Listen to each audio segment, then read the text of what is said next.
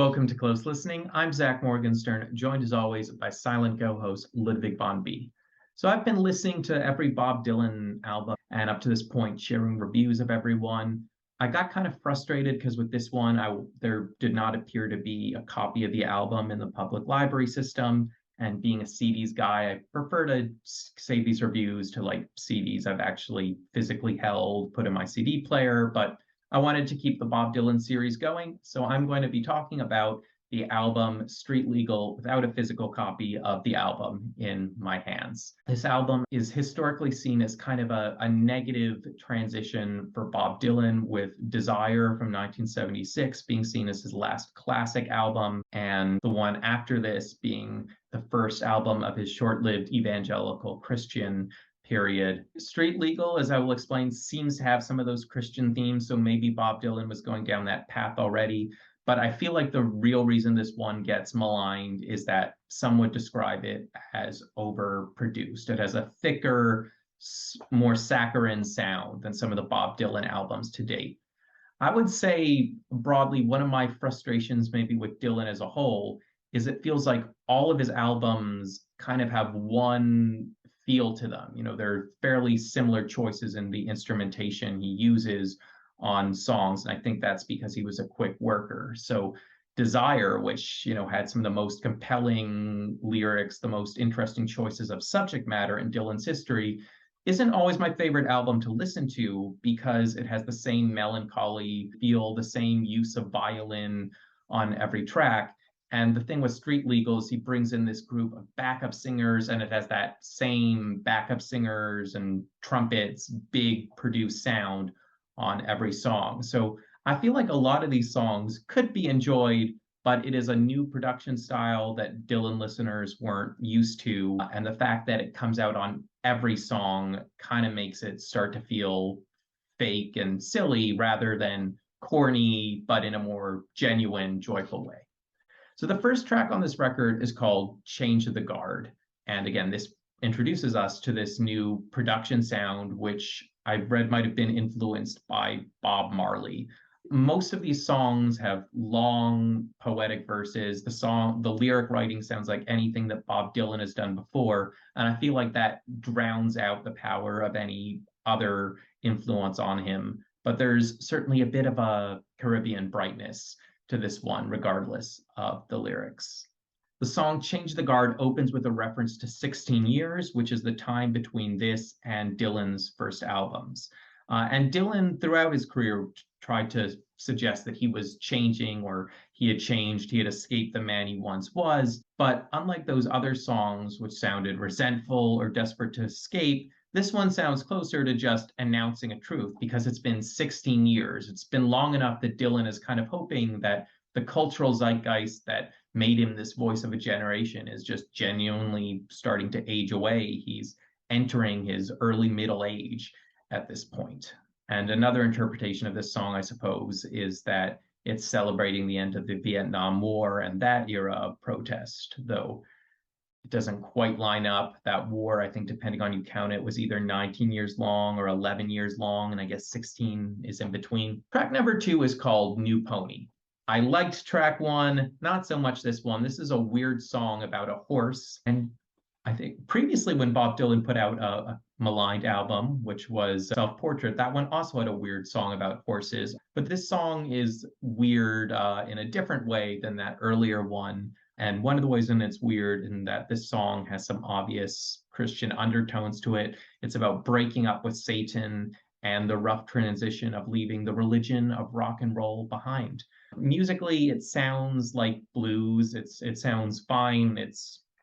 It has that nice big production, but the lyrics are, you know, just a bit awkward throughout. I guess a positive here is it's the first time one hears a bit of what I think of as the elder Dylan voice, you know, the really scratchy, a bit deeper voice one associates with his, you know, albums from the 2000s. You can hear a bit of that in this song. Track number 3 is called No Time to Think. This is another one that got in my head pretty quickly. It's catchy.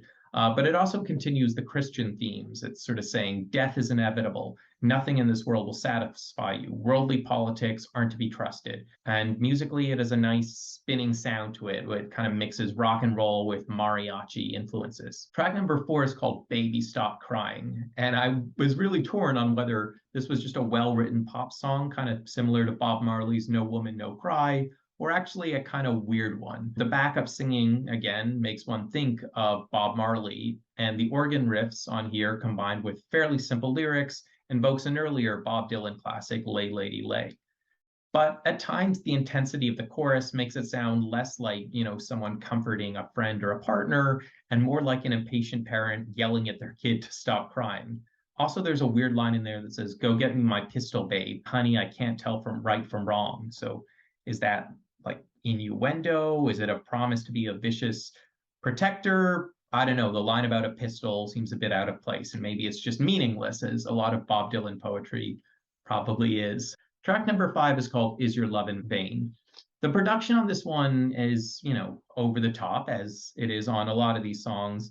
And it ends up kind of sounding like a Christmas song. Lyrically, it's a beautiful but simple song about disbelieving someone could possibly fall in love with you. It's mostly a nice sentiment, albeit for a somewhat old-fashioned lyric about cooking and sewing. Track number 6 is called Signor, brackets, Tales of Yankee Power. This one, to me, it kind of feels like Dylan wants to write a protest song a little bit, but also, for the most part, doesn't. One of the journeys of Bob Dylan's career is that in the early 60s, he established himself as this voice of a generation, this guy who wrote classic peace and civil rights songs, and very quickly was like, I was just doing that as art. I'm not a political guy. Please help me get out of this role. And I feel like since the early 60s, he'll occasionally want to have something to say, as he very much did when he wrote the song Hurricane, but he doesn't want to get too embroiled in that. So it feels like with Signor, Tales of Yankees Power, he's maybe hinting at something about the Monroe Doctrine. Maybe specifically he's writing a Cuba solidarity song, but kind of like Paul Simon's Cuba See, Nixon No, it avoids getting into too much specifics. So you don't really have to think of him as a political singer. What's, I think, a bit more frustrating with this one is when Paul Simon wrote Cuba See, Nixon No, it was a cute little Chuck Berry rock and roller. It wasn't too deep a song, but also it was a quick, fun song that it doesn't overstay its welcome. This one, like everything Bob Dylan seems to write, is full of verses. It feels like it's so purposeful. So when it gives itself that weight, but it's really a vague song that's dodging making specific commitments, it just kind of gets tired eventually. You want the song either to be less than it is or more than it is. And it's stuck in the middle where it both thinks of itself as saying a lot, but is also trying not to say too much. Now, another possible reading of this one is it could be a leftover song from Bob Dylan's work on the Pat Garrett and Billy the Kid soundtrack. Apparently, Lincoln County, which was referenced in here, was an important area in Billy the Kid's history. So with Bob Dylan, there's always a possibility he's telling an old Western tale. Track number 7 is called True Love Tends to Forget. This song also feels like something from the Nashville Skyline album, albeit with this era's production and an injection of tropical energy. So Nashville Skyline saw Bob Dylan simplifying and writing things that were more just straightforward love songs. And we're sort of seeing that again on this album, even as a lot of the songs are chock full of lyrics and verses. Track number 8 is called We Better Talk This Over.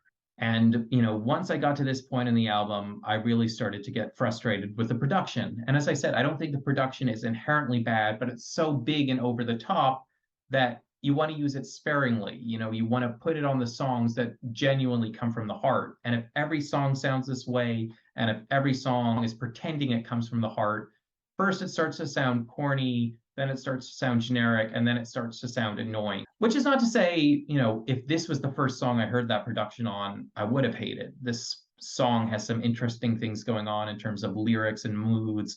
One line goes, "You don't have to be afraid of looking into my face. We've done nothing to each other. Time will not erase." I mentioned earlier in this review, it felt like this album was possibly Bob Dylan's first Christian album, the sort of secret Christian album before he'd announced it. But honestly, with the second half of these songs, it feels like he's moved away from that. There's a line that goes, "Oh child, why would you want to why you want to hurt me? I'm exiled. You can't convert me." And later he goes, "Oh babe, time for new transition. I wish I was a magician. I would wave a wand and tie back the bond that we've both gone beyond." So these lines kind of suggest he's in a more vague spiritual space. He hasn't really committed to Christianity. And then track number 9 is called "Where Are You Tonight?"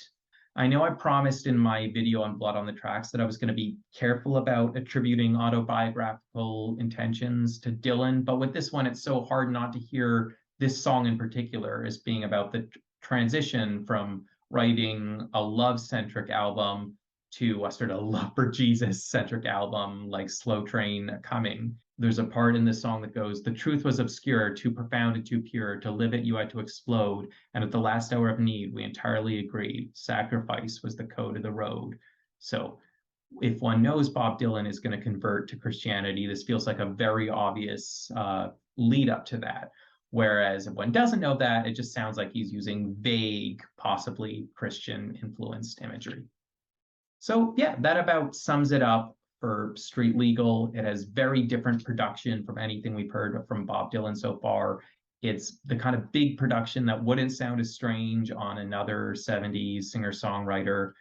And I think it works well on a few of the songs, particularly Change the Guard and No Time to Think, but eventually it comes to be a bit much. So that's my thoughts on this album. Let me know your thoughts in the comments below. I'm Zach Morgenstern. This is Ludwig von B. See you next time.